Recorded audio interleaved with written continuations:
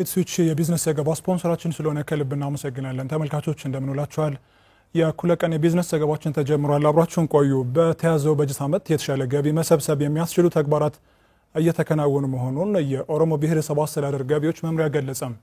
በበጀት ዓመቱ ከ1.5 ቢሊዮን ብር በላይ ገቢ ለመሰብሰብ መታቀዱን የገለጹት የመምሪያ ኃላፊ አሚና ሁሴን በሩብ ዓመቱ ከ361 ሚሊዮን ብር በላይ ገቢ መሰብሰብ ተችሏል ብለዋል። አድኖ ማርቆስ በዝርዝር ይነግረናል።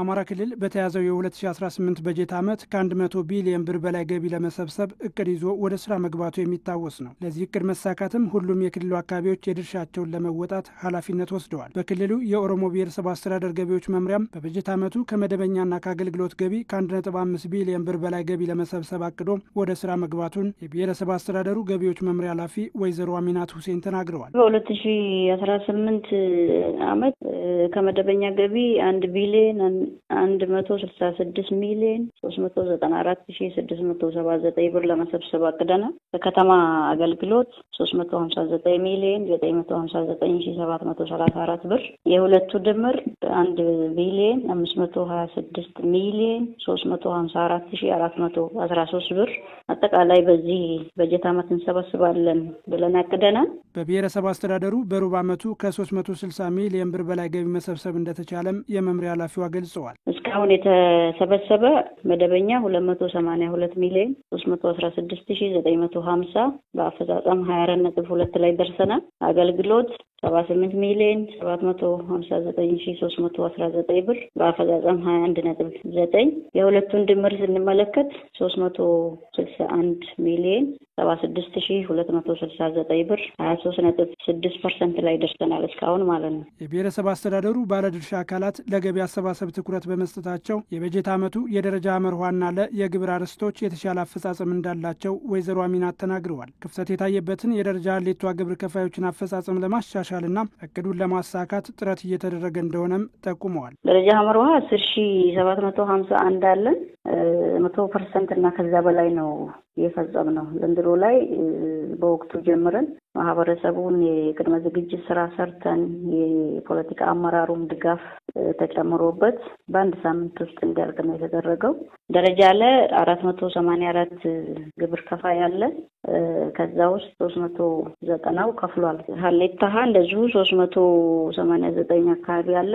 እሱ ላይ ነው አሁን የሚቀረን ትንሽ ወደ 15% አካባቢ ላይ ነው ያለ ነው አፈጻጸሙ ላይ ማለት ነው። ደረጃ ሀና የተወሰኑ ለደሞ የቀሩት ትልልቅ ብር ያለባቸው እነሱንም ለማስከፈል ጥረት እያደረግን ነው በአሁን ላይ ማለት ነው። በኦሮሞ ብሔረሰብ አስተዳደር ከ11600 በላይ ደረጃ መርኋ ለና ሀሌቷ ግብር ከፋዮች ይገኛሉ። ከነዚህ ውስጥ እስካሁን 11187 የሚሆኑት የተጣለባቸውን ግብር በአግባቡ መክፈላቸውን መምሪያ ኃላፊው አረጋግጠዋል።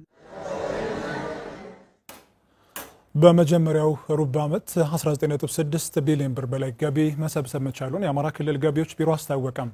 በሩብ ዓመቱ የተሰበሰበው ገቢ ከባለፈው ዓመት ተመሳሳይ ወቅት ጋር ሲነጻጸርም ከ7 ቢሊዮን ብር በላይ እድገት እንዳለው ነው የተገለጸው። ጌታቸው ስንታየው በዝርዝር ይነግረናል።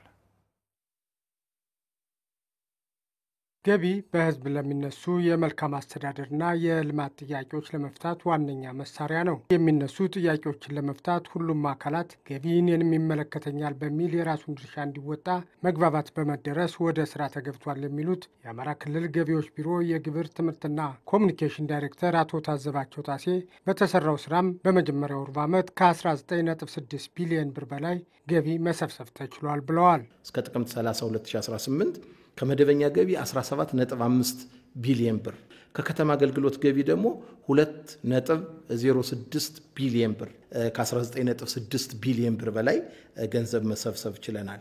ከሩብ ዓመቱ አንጻር ተወስዶ ሲታይ ላስት ይር በሩብ ዓመቱ ምን ያህል ተሰበሰበ ብለን ስንወስድ በዚህ ሩብ ዓመት ከያዝነው እቅድ አንጻር 70% በላይ ማሳካት ችለናል። ካለፈው በጀት ዓመት አንጻር ባለፈው በጀት ዓመት ወደ 11.9 ቢሊዮን ብር ነበር በዚህ ጊዜ የሰበሰብን። አሁን ከ7 ቢሊዮን ብር በላይ እድገት ያሳየ ብልጫ ያለው ውጤታማ የሆነ ገቢ የማሰባሰብ ስራ ተሰርቷል። የክልሉ መንግስትም ኤሌክትሮኒክስ ታክስ አስተዳደር ስርዓት እንዲዘረጋ የወሰደው ቁርጠኝነት የሚመሰገን ያሉት ዳይሬክተሩ ለገቢ አሰባሰብ እድገትም አስተዋጽኦ አበርክቷል ብለዋል። ኢታስ ዘንድሮ የአንድ ዓመት እድሜ ብቻ ነው ያለው። የደረጃ ሀመር ውሃን ግብር ከፋዮቻችን ግብራቸውን እቤታቸው ሆነው በሞባይላቸው ግብራቸውን እንዲከፍሉ ጅምሩ በጣም ትልቅ ውጤት አምጥቷል። ይሄ በጣም አፕሪሼት የሚደረግ ነው። ከዚህ ባሻገር ግብር ከፋዮቻችን ካላስፈላጊ እንግልት ካላስፈላጊ ረጃጅም ሰልፎች አሁን ግብር ሊከፍል ገንዘቡን ሊከፍል ሂዶ በመሰለፍ የሚያጠፋው ጊዜ የበለጠ ነው የነበረ። ይሄ በጣም ያንገበግባቸው ነበር። እሱን ከኢታስ አንጻር ለማስቆም እድል አግኝተናል። ለክልሉ ገቢ እድገት ማሳየት በየደረጃው ያሉ የገቢዎች ተቋማት የራሳቸው አስተዋጽኦ አላቸው ያሉት አቶ ታዘባቸው ጣሴ በዚህም በዞን ደረጃ የተሻለ አፈጻጸም ነበራቸው ያሉትንም አመስግነዋል።